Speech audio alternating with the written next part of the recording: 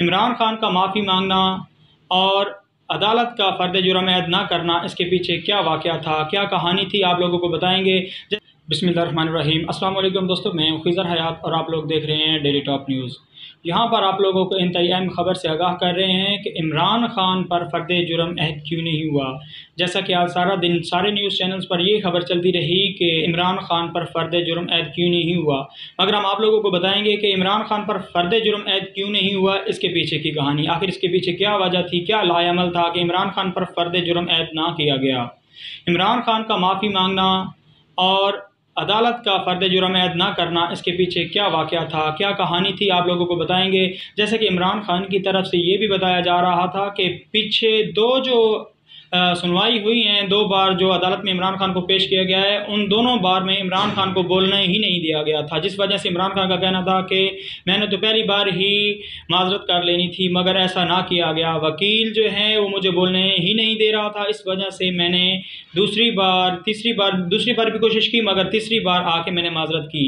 और इमरान खान की तरफ से की गई माजरत और अदालत की तरफ से इमरान खान पर फ़र्द जुर्म ऐद ना किया गया, ये थी वो वजह कि इमरान खान ने कहा कि मुझे बोलने ही नहीं दिया गया।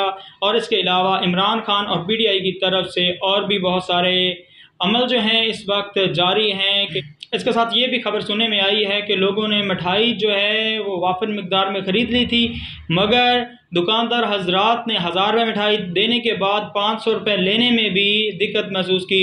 दुकानदार की तरफ से ये भी कहा जाता रहा कि हम 500 रुपये किलो पर भी ये वापसी मिठाई नहीं लेंगे।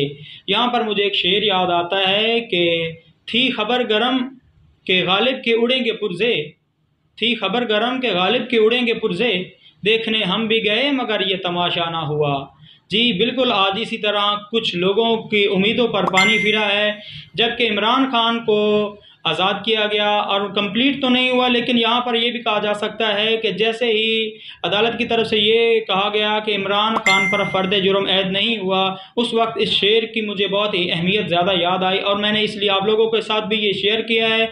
और बहुत से लोग ये चाहते थे कि इमरान खान जो हैं वो नाअहल हो जाएंगे, जैसे इमरान खान पर फ़र्द जुर्म ऐद होगा उसी वक्त ही जो है इलेक्शन कमीशन इमरान खान को नाअहल कर देगा, लेकिन ऐसा कुछ भी नहीं हुआ।